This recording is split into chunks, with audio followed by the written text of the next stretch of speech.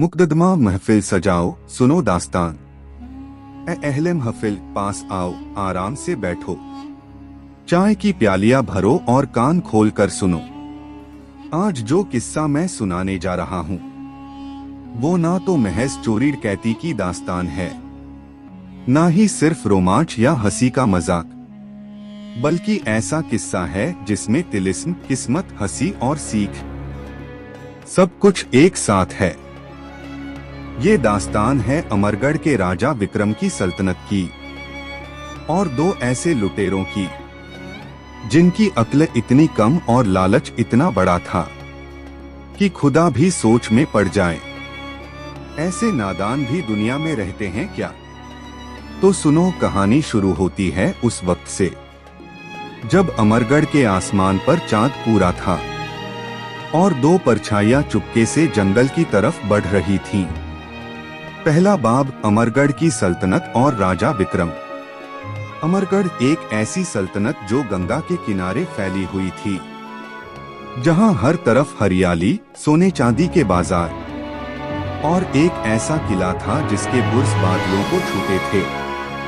उस सल्तनत का हुक्मरान राजा विक्रम सिंह, जिसकी शान और इंसाफ की मिसाल दूर दूर तक दी जाती थी। वो बादशाह न सिर्फ तलवार के उस्ताद थे, बल्कि अपनी सूझबूझ और समझदारी से भी मशहूर थे। उनके दरबार में बीरबल जैसे हाजिर जवाब मंत्री और मान सिंह जैसे जांबाज सेनापति मौजूद थे। मगर अमरगढ़ की सबसे बड़ी शान वो खजाना था जो महल के नीचे गहरी सुरंगों और 3 तालेदार दरवाजों के पीछे छुपा था। सोना, हीरे, जवाहरात और एक ऐसी नक्शा किताब जिसमें पुराने तिलिस्मी मंत्र लिखे थे। कहा जाता था कि ये खजाना कोई साधारण खजाना नहीं, बल्कि उसमें एक ऐसा राज छुपा था जो पूरी सल्तनत का नसीब बदल सकता था। इसी खजाने की खबर दो सबसे बेवकूफ लुटेरों गुड्डू और पप्पू के कानों तक पहुंची। दूसरा बाब, गुड्डू और पप्पू की बेवकूफियां। गुड्डू और पप्पू नाम सुनते ही लोग हंस पड़ते। ये दोनों बचपन से ही चोरी की कोशिशें करते रहे, मगर कभी कामयाब नहीं हुए। एक बार गुड्डू ने सोचा, चलो गांव की बकरी चुराएं। बकरी ने उल्टा इन्हें सींग मारकर कुएं में गिरा दिया। दूसरी बार पप्पू ने कहा, आज खेत का अनाज उड़ा लेते हैं। खेत के चौकीदार ने उल्टा इन्हें पकड़कर पूरे गांव के सामने नचवा दिया। मगर दोनों का लालच कम ना हुआ। एक दिन बाजार में सुना, अमरगढ़ के राजा के पास इतना खजाना है कि अगर कोई लूट ले तो 7 पीढ़ियां आराम से खाए। गुड्डू की आंखें चमकी। पप्पू अब छोटे मोटे माल पर वक्त खराब नहीं करेंगे, सीधा बड़ा दांव खेलेंगे, अमरगढ़ का खजाना। पप्पू ने डरते हुए कहा, सुना है वहां तिलिस्मी जंगल, पहरेदार और 3 ताले हैं, और जो गया वो या तो लौटा नहीं या पागल होकर लौटा। गुड्डू ने छाती ठोक कर कहा, हम दोनों दुनिया के सबसे चालाक, मतलब कम से कम कोशिश करने वाले लुटेरे हैं। आज से हमारी तकदीर बदलेगी। तीसरा बाब, फटे नक्शे का रहस्य। दोनों जब इस ख्वाब में खोए हुए थे, तभी किस्मत ने खेल खेला। गांव के पास एक पुराना फकीर बैठा था। हवा चली और उसके थैले से एक फटा पुराना नक्शा गिरा। गुड्डू ने झट उठा लिया।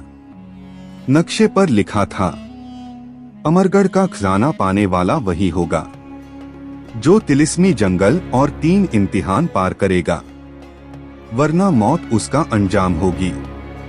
पप्पू की टांगे कांप गईं। गुड्डू, ये तो मौत की दावत है। गुड्डू मुस्कुराया, मौत की दावत नहीं, दौलत की दावत है पप्पू। हम बेवकूफ हैं, मगर किस्मत वाले भी। नक्शा अपने आप हमारे हाथ आया, इसका मतलब है कि ये हमारा मुकद्दर है। दोनों ने कसम खाई, चाहे कुछ भी हो अमरगढ़ का खजाना हमारा होगा। चौथा बाब, तिलिस्मी जंगल की दस्तक। दोनों ने रात का वक्त चुना और नक्शे के सहारे अमरगढ़ की तरफ निकल पड़े। रास्ता वीराना, चारों तरफ जंगली जानवरों की आवाजें और ठंडी हवाएं जो हड्डियां जमा दें। तीसरे दिन वो पहुंचे तिलिस्मी जंगल के दरवाजे पर। जंगल ऐसा कि पेड़ टेढ़े मेढ़े, हवा फुसफुसाती। लौट जाओ, लौट जाओ, मौत तुम्हारी राह देख रही है। गुड्डू ने पप्पू का हाथ पकड़ा। डर मत, ये सब धोखा है। जंगल हमें डराना चाहता है ताकि हम पीछे हट जाएं। जैसे ही उन्होंने पहला कदम अंदर रखा, अचानक सामने उनके दो हमशक्ल खड़े हो गए, बिल्कुल हूबहू गुड्डू और पप्पू जैसे, मगर साया नहीं था।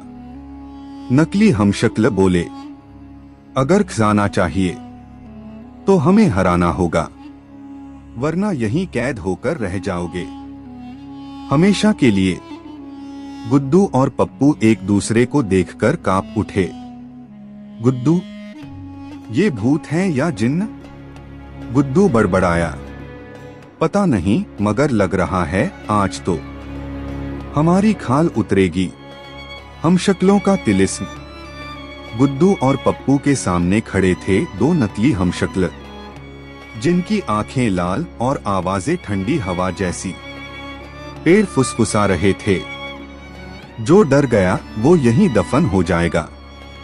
पप्पू कांपते हुए बोला, गुड्डू, ये तो लग रहा है मौत का बुलावा है, कहीं ये हमें खा न जाए। गुड्डू ने दांत भींच कर कहा, पप्पू याद रख, हमें खसाना चाहिए। भूत हो या जिन्न, हमें आगे बढ़ना ही होगा। नकली गुड्डू आगे बढ़ा और गरजा, हम तुम्हारे डर का रूप हैं। जब तक हमें हराओगे नहीं, आगे का रास्ता नहीं मिलेगा।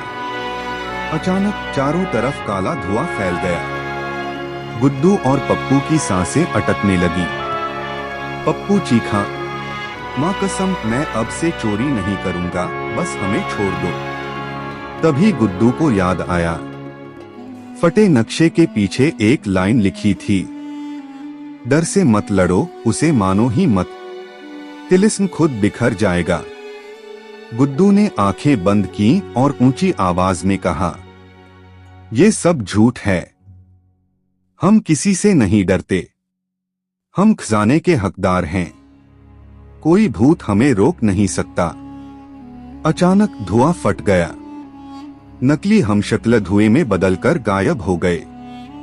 जंगल की हवा शांत हो गई और आगे का रास्ता रोशन हो उठा। पप्पू ने राहत की सांस ली। गुड्डू, अगर अक्ल कभी कभार चलती रहे तो शायद हम बच ही जाएं। गुड्डू मुस्कुराया, अक्ल नहीं, किस्मत भाई, किस्मत। सुरंगों का रहस्य और पहला ताला। जंगल पार करते ही दोनों को एक पुराना पत्थर का दरवाजा मिला, जो आधा जमीन में धंसा था। दरवाजे पर लिखा था, जो भी इस सुरंग में दाखिल होगा वो या तो खजाना पाएगा या हमेशा के लिए अंधेरे में गुम हो जाएगा। पप्पू की टांगे फिर कांपने लगी। गुड्डू, वापस चलते हैं, कम से कम जिंदा रहेंगे। गुड्डू ने झिड़क कर कहा, अब लौटे तो जिंदगी भर मुफलिसी। चल, हिम्मत कर। अंदर घुसते ही सुरंग में हर तरफ चमगादड़ और अजीब आवाजें। जगह जगह पर लोहे की नोकदार छड़े, जैसे कोई भी गलत कदम मौत दे दे। आखिर में दोनों पहुंचे पहले ताले तक। वो ताला लोहे का बना था और उस पर लिखा था, ताकत से खोलोगे तो मौत मिलेगी, अक्ल से खोलोगे तो राह मिलेगी। गुड्डू ने कोशिश की, ताले पर जोर से धक्का मारा। अचानक दीवारें हिलने लगीं और पत्थरों की बारिश होने लगी। दोनों जान बचाकर एक तरफ कूदे। पप्पू ने हांफते हुए कहा, अबे बेवकूफ, पढ़ना नहीं आता क्या? अक्ल से खोलना है। गुड्डू ने ताले को ध्यान से देखा। ताले के नीचे छोटे छोटे निशान बने थे, 7, 3 और 5। गुड्डू ने उन नंबरों को मिलाकर ताले के घूमने वाले हिस्से पर घुमाया। चटाक, ताला खुल गया और आगे का दरवाजा धीरे धीरे खुला। पप्पू ने राहत की सांस ली। गुड्डू, तू कभी कभी काम का साबित हो जाता है। गुड्डू मुस्कुराया, कभी कभी नहीं, हमेशा। बस थोड़ी अक्ल कम है, बाकी सब बढ़िया। 7वां बाब, पहरेदारों की चालाकी। दरवाजा खुलते ही दोनों एक बड़े हाल में पहुंचे, जहां चारों तरफ मशालें जल रही थीं। बीच में दूसरा ताला, जिसे 4 भारी भरकम पहरेदार घेर कर खड़े थे। गुड्डू ने पप्पू से फुसफुसाकर कहा, हमारे पास कोई हथियार नहीं, पहरेदारों से कैसे निपटेंगे? पप्पू ने आंखें घुमाईं। शायद चालाकी से। दोनों ने अपने कपड़ों को फाड़कर ऐसा रूप बनाया जैसे वो खोए हुए साधु हैं। हाथ जोड़कर पहरेदारों के पास पहुंचे। गुड्डू बोला, महाराज, हम तो बस रास्ता भटक गए हैं, हमसे कोई दुश्मनी नहीं, जरा हमें बाहर का रास्ता दिखा दीजिए। पहरेदारों में से एक हंस पड़ा, हम मूर्ख नहीं, हम जानते हैं तुम खजाने के पीछे आए हो। अगर जिंदगी चाहिए तो ये पहेली सुलझाओ, वरना यहीं कैद रहोगे। दीवार पर एक लिखावट चमकी।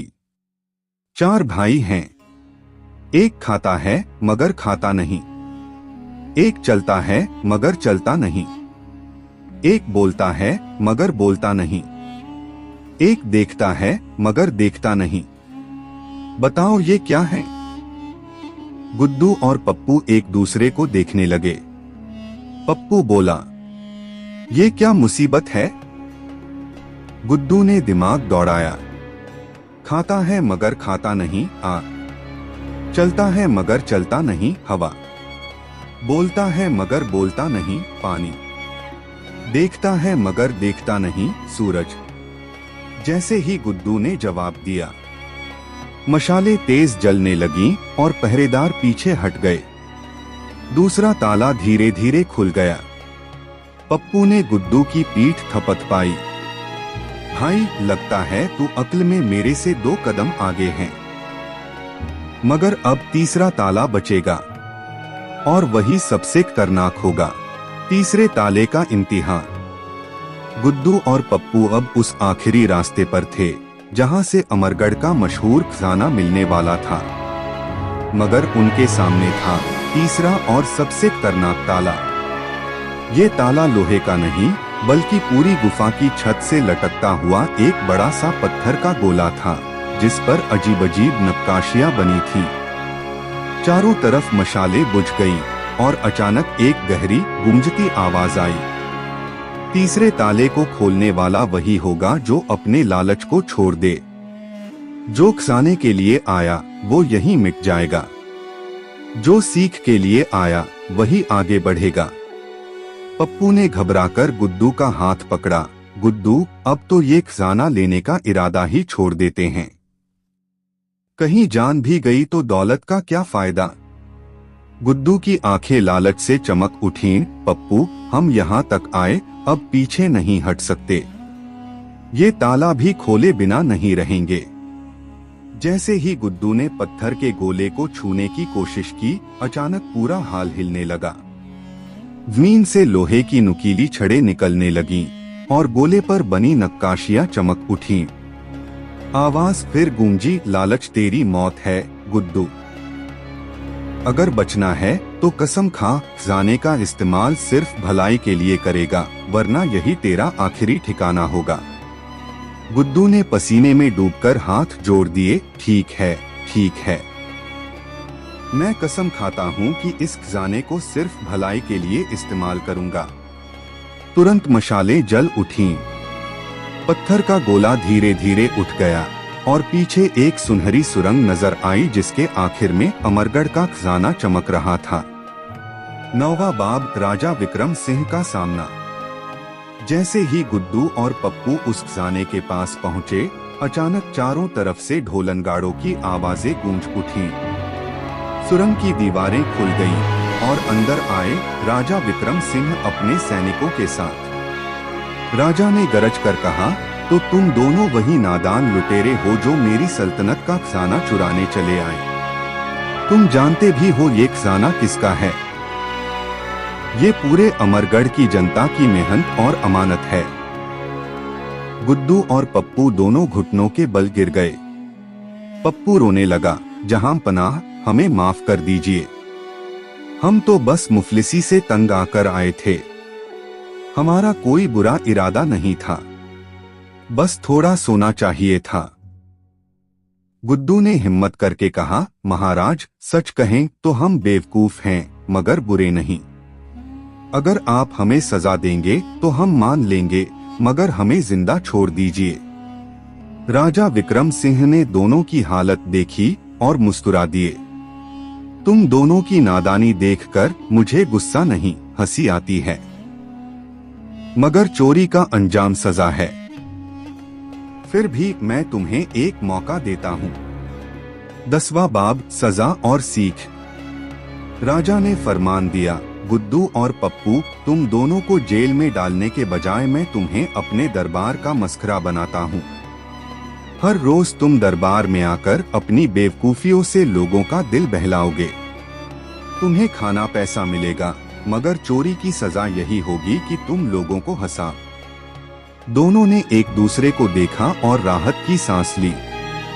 पप्पू फुसफुसाया,